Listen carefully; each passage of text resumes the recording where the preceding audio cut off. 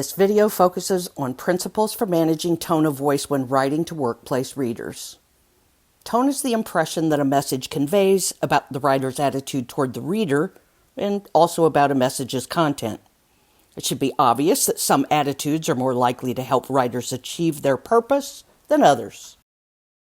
We'll consider examples of wording in an email written by the CEO of a financial services company. He sent the email to all customers about their retirement investments during the economic crisis in the U.S. around 2008. This particular email was sent in 2010. The writer wanted to assure readers their investments were in good hands. Before we go further, we should get clear about the context of this message. The email subject line said, "First quarter update." The bottom line message of the update was that recent investment performance was as good as it could be, given the state of the overall economy. However, the CEO did not regularly send out information about performance. His information could certainly be interpreted as valuing readers more than informing them. The rest of the subject line read, "From XYZ CEO," and then listed his name. His personal message was a way to establish or maintain trust in his company. Only a few of the readers are experts on finances. Even those few will be slightly skeptical or sensitive to the writer's information about their investments during a time of poor financial performance. It's likely those persuaded by the central route were more interested in logical information with solid evidence. This means the writer needed to develop both informative and persuasive content to increase the reader's readiness to accept his message. An analysis of the writer-reader relationship suggests values about investment performance would be similar. Both the writer and the audience want to see higher returns on investments. The audience has most of the power in this situation because they're customers. They have options about what financial services company they do business with. We can assume the writer and readers don't know each other. Taking that context into account, I want to talk about the first principle explaining tone problems related to the connotation of words. In the sentence from the CEO's email shown here, the connotation of the word trauma is something like life-threatening.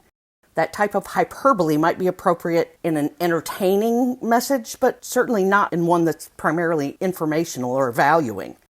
The revised sentence replaces that word with impact. It conveys the same meaning of a strong effect, but it's certainly more neutral. Presupposition is the second word choice issue that I want to talk about. It's similar to connotation in creating tone problems. Consider the main verb in this sentence, is. It's called a presupposition trigger. It conveys the writer's judgment about the truth or values. The verb is factive. It presupposes the truth of the predicate that follows. In other words, springing back to life. The economy is improving. That's what it means. If readers do not agree with that claim, let's face it, there are probably quite a few who were feeling the economic consequences of a weak economy in 2010, then they're slightly sensitive to this message. The impression this leaves is that the CEO disagrees with those customers. In that case, the CEO could be perceived as insensitive. Compare that to the revised sentence, which contains the main verb seems. This is called a non-factive verb because it does not presuppose the truth of the claim. In this case, the impression is that the CEO isn't certain, so there can be no strong disagreement between him and the readers. For those who are sensitive to the CEO's claim, the revised sentence creates a more effective tone. That means it'll be more helpful in achieving the goals of informing and reassuring those customers that their money is important to the company. When the reader disagrees with the writer's judgments, it divides the reader from the writer. That's going to cause a tone problem.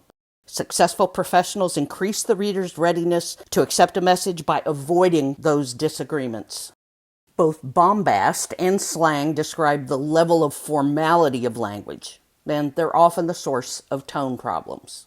Levels of formality can be thought of on a continuum, from highly formal, let's say academic-like or bombastic, to balanced, that's business-like, to highly informal, that'd be like conversational or slang-like. Note that professionals typically strive for a balanced rather than highly formal or informal tone. Consider this sentence from the CEO's email. Where would you place this example in formality? Now consider a revised version of that sentence. Several aspects of the revised sentence create a more balanced level of formality. Note that the writer replaced many highly formal words with less formal alternatives. For example, downtimes instead of periods of suboptimal performance.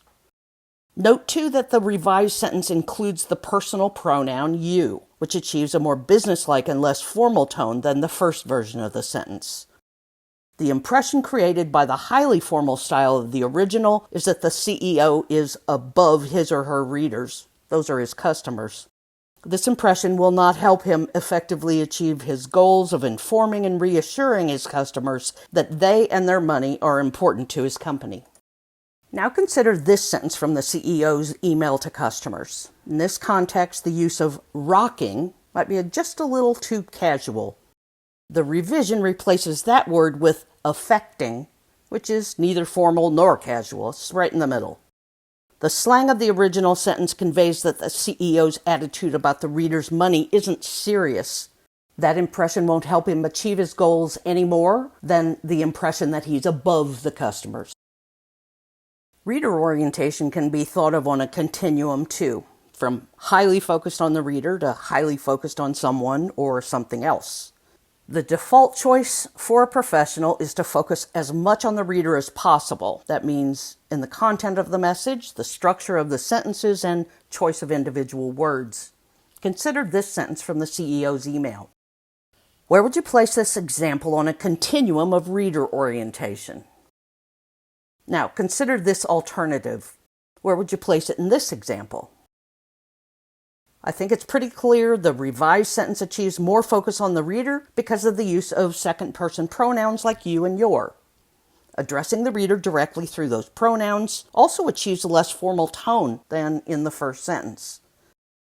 The impression created by the style of the revised sentence is that the CEO is talking directly to the audience, his customers. This impression should help him effectively achieve his goals.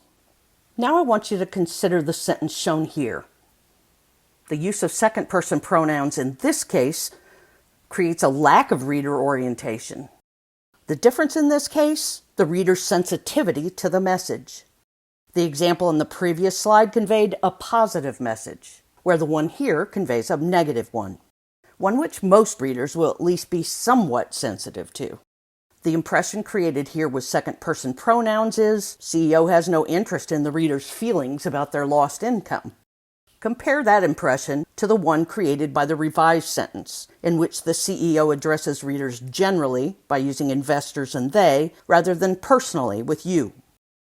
The writer conveys the same negative content, but achieves a tone that's more reader-oriented by omitting you. So the writer has more effectively achieved his goal of reassuring customers. Now we'll move on to directness as a principle that explains tone problems. Directness, like the last two principles I've covered, can best be measured on a continuum from highly direct to highly indirect. You can think of it as a special instance of reader orientation. Successful professionals match the directness of their requests to the sensitivity of their audience. I want to go back to a sentence from a prior video, the one on conciseness. It came from a grant proposal from a nonprofit, and it was sent to potential funders. How sensitive is the audience to the nonprofit's claim about responding quickly? Well, I can't imagine why the investors would be sensitive to that claim. Only a little skeptical, perhaps. Because audience sensitivity is probably low, indirectness is inappropriate. Research tells us that inappropriate use of indirectness causes readers to attribute lack of confidence to writers. In the revision, the hedge is removed. The writer seems confident and the sentence is more concise. That's a win-win. So, how sensitive are readers to the message in this passage of the CEO's message? With requests or demands, it's common to use 3 questions to figure this out. The first one, how much does the CEO's request impose on customers? I'd say telling others about the company wouldn't be much of an imposition. Second, how well does the CEO know the readers? Well, we've already answered that earlier. Not at all, they're strangers. Third, how much power does a CEO have? We also know the answer to this. The readers have the power, not the writer or the CEO. All this means the CEO's request is moderately heavy. Stated another way, the readers are moderately sensitive to the request. Because of the context, the CEO's highly direct imperative request in this sentence creates an ineffective tone. The directness contributes to the impression the writer's attitude toward the reader is one of authority.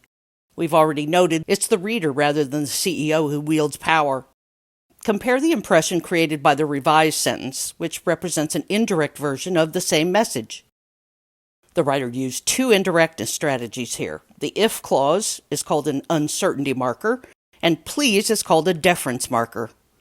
Some other indirectness strategies include questioning the reader's ability with can you or willingness with will you, as well as minimizing the imposition with just or take a moment.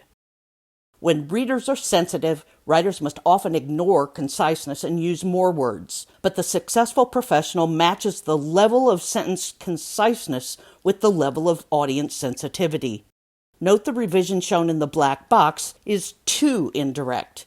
Many readers from a Western culture perceive the tone here as weak, and some perceive the writer as insincere. That would be the opposite of what the CEO is trying to accomplish with this email. The principles I've covered in this video help you achieve the tone of voice most likely to cause your audience to see you as professional or confident or empathetic when you write at work. Audience analysis is the key to accurately predict your audience's sensitivity to your claims and requests. Managing tone is important in any message, but especially when you address readers with low readiness who are likely to process information peripherally.